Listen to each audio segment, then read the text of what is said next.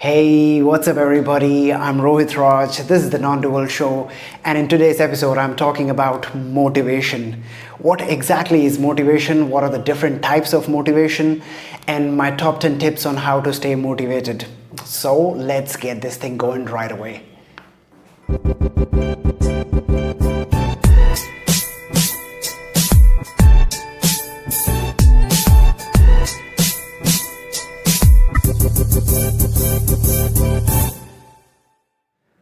So first, let's talk about what exactly is motivation. If I simply put it, motivation is our internal drive with which we can actually accomplish a task or achieve a goal.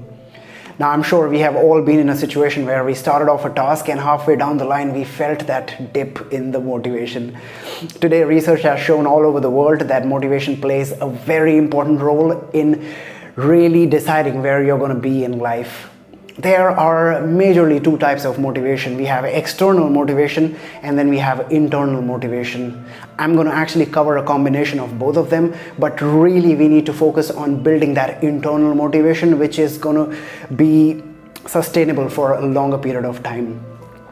Imagine you are going from Delhi to Chandigarh in your car, and the petrol in your car, imagine that as the motivation, the fuel which you're going to have in your journey. That thing is called the motivation. However, just the fuel is not enough. There are other important factors that you need to know, like why do you need to go to Chandigarh? You need to know what road you're going to take. What if there's a flat tire, what are you going to do about it? So there are so many other factors, but the main fuel that is going to make you reach to Chandigarh, that thing is your motivation. So we are going to cover like the top 10 tips that I have for you in this episode on how to build your motivation or how to have sustainable motivation. So let's get straight to it. So I'm going to start off with my first important tip, which is owning the goal. Owning your goal is super important, which means that your goals have to come from within you. It has to be defined by you. It should not be defined by your parents, your teachers, your culture, or your friends. Most of the time, we tend to be or become what other people want us to be or become. There are so many expectations around us, and then we try to become like these doctors and lawyers and chartered accountant and everything that we want to be, but we really don't focus that what we really want to be. And halfway down the line we feel that, oh, I don't have any motivation to move ahead in life. So it's super important for us to actually own what we really want to do, because motivation really comes from pursuing a goal which stems from our talent, our interest, our passion. It is one of the important internal goals. You can actually keep changing things on the outside, but if you don't make this internal change and make this foundational change in your life, the chances are that you're not going to have enough motivation in life. I've seen a lot of people who work in a 9-to-5 for a long period of time, and then they wonder that why do they don't have any motivation in life.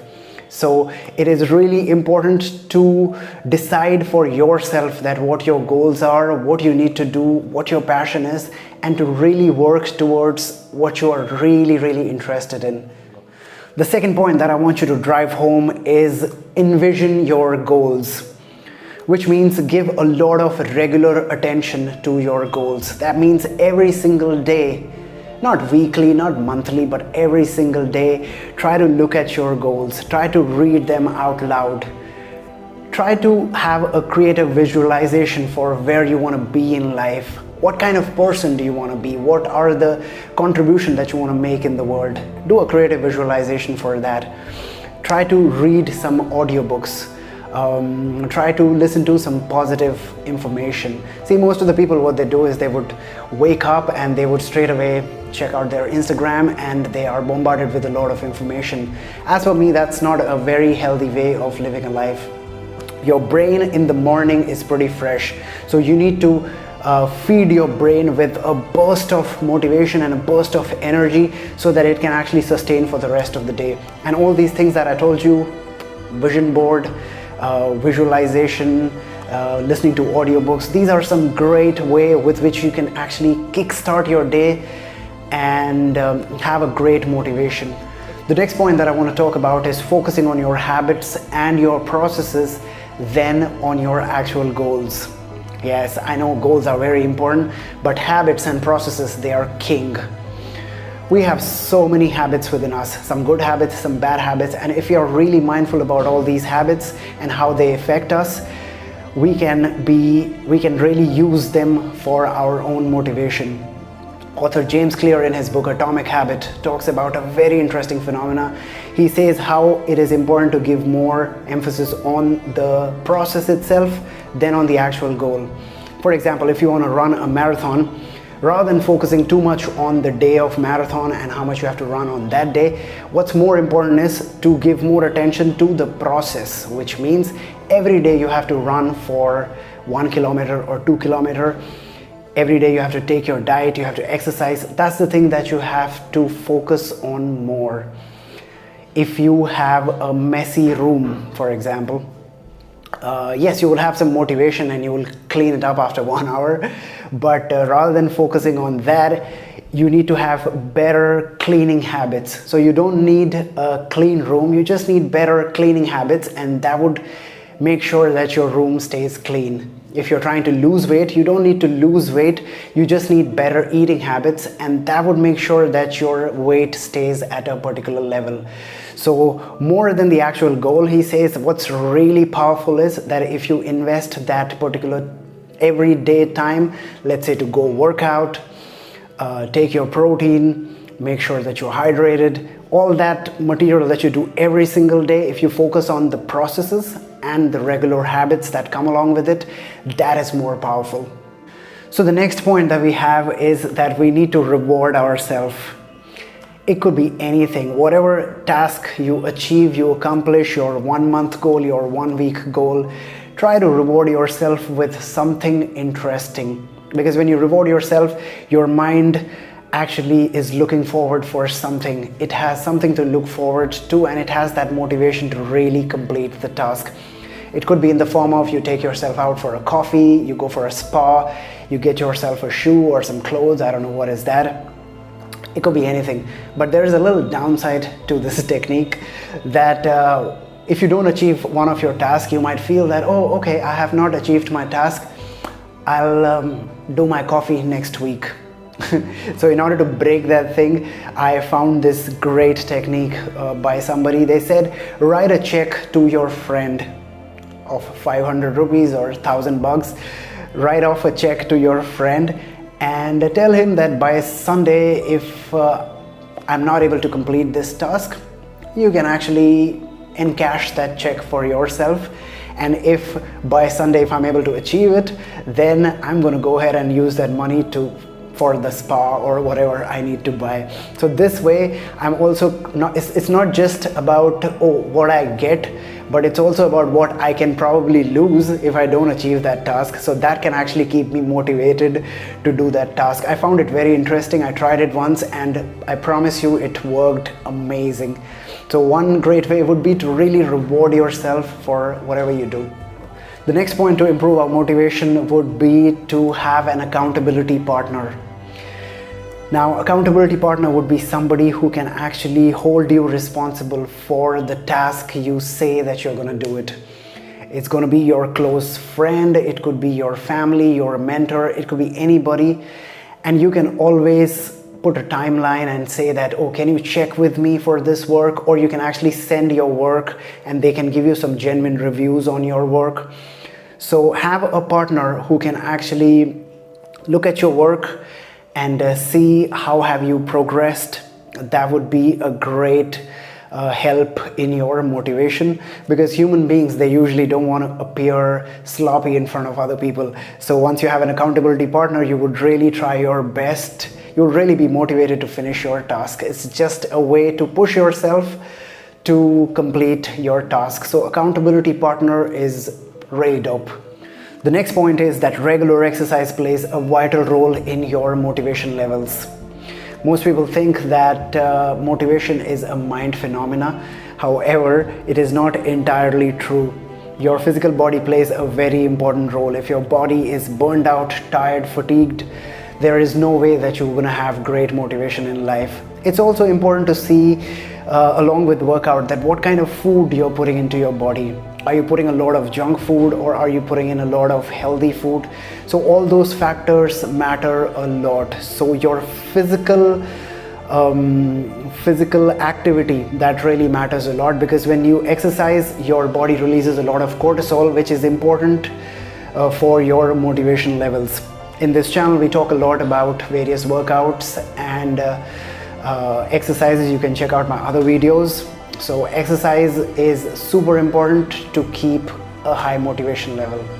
The next tip that I have for you is an interesting one, which is to schedule your distractions. Yes, as soon as you start to work, you have realized that there are so many distractions that would come and take you away. So the idea is that you are focused at this point in time, but you tell yourself that I have a time for distraction later on in the day, let's say 7 to 8. That's the time when I'm going to check my Facebook, Instagram, go out with people, call people, everything. But right now I'm actually focused on this work. So this way your mind knows that, okay, it's going to get its time for distraction, but later on in the day. Right now you got to be focused on the work. The second way would be that while you're doing a task, make a list of all the distractions that come along your way. Your mom calling you, your friends calling you, your neighbors asking for favor. Write everything down, and once you write them down, after you finish your task, go and entertain them, whatever is required. So these are great ways to schedule your distraction. Personally, it has helped me a lot in the past 20 days or so, and I'm sure it would help you as well. The next tip that I have for you is to practice positive affirmations or to avoid negative self-talk. What happens is that sometimes when we are not able to achieve a task or a milestone, and then we get discouraged with that feeling, and that brings in some demotivation. So first of all, it is important to count every single day what good stuff that you have done. Every single day, at the end of the day, try to make a note of what are the good things that you did. Or at the end of the week, what are the great things that you did? Appreciate yourself for that. As I said, give yourself some reward. Be easy with yourself. Be nice to yourself, and stop doing some negative self-talk, because sometimes we have this self-image of criticizing ourselves for not being able to do certain things. So sometimes at a foundational level, we need to change the identity, our self-image. So it is important to do some positive affirmations, and so that you can actually reprogram your subconscious mind. So positive affirmation really comes in handy to change that identity of yourself, so that you can have a much more positive outlook. And if you have a positive outlook towards your goals, and if you feel that you can really go ahead and do it, then it would be much more easier for you to persevere in the long run. So positive affirmation is another great technique. The next point that we have is to have some healthy competition. Now I know you would say like, oh, we don't need to have competition, and the competition is me and myself and nobody else. I know that, but hear me out on this. Sometimes when we are in a competitive environment, we bring our best out in the game, which means that sometimes when you have somebody at your similar level and you're trying to compete in a healthy way, as I said, that can really help to bring in a lot of motivation to be better than somebody else. As I said, at the end of the day, it's being better than yourself, but this little technique or task can actually help to gain more motivation within you to complete a task. It's a great way. And the last tip that I have for you is take a break. Make it fun, take it easy. Because sometimes we get into this zone of achieving and going after our goals, and we have to be after it. Sometimes we forget to take breaks and we work for extended period of hours, and that can actually burn us out from our motivation. Try taking, like, after every 40-45 minutes, try to take some break. Always try to make your work more fun. Try to think of ways to make it creative. Change your work location. Try to work in a coffee place. Sometimes work in the nature. Sometimes go to a different place and work. Listen to some music. Music has a very soothing effect on your psychology. So listen to some cool music, listen to some binaural beats. All these things can actually really help to bring that motivation, and at the end of the day, it's really about having fun in life. So those are my 10 tips on how to stay motivated. And yes, and the last thing that I want to talk about is a book called Motivation Myth. In that book, the author talks about a key insight. He says that it is not the motivation that's going to bring the momentum in life, but it is actually the other way around. It is the momentum that's going to bring the motivation. See, most of us, we think that, oh, once we have that motivation to do something in life, then my life would start happening. But it is that small action and that small progress that you make every single day which is actually going to hit that dopamine, which is going to make you feel better, which apparently going to bring in more and more motivation. And once you make that thing as a part of your identity, then a lot of motivation is going to come in. So really believe in a lot of small action, consistent action, and that is actually the key of bringing a lot of motivation into your life.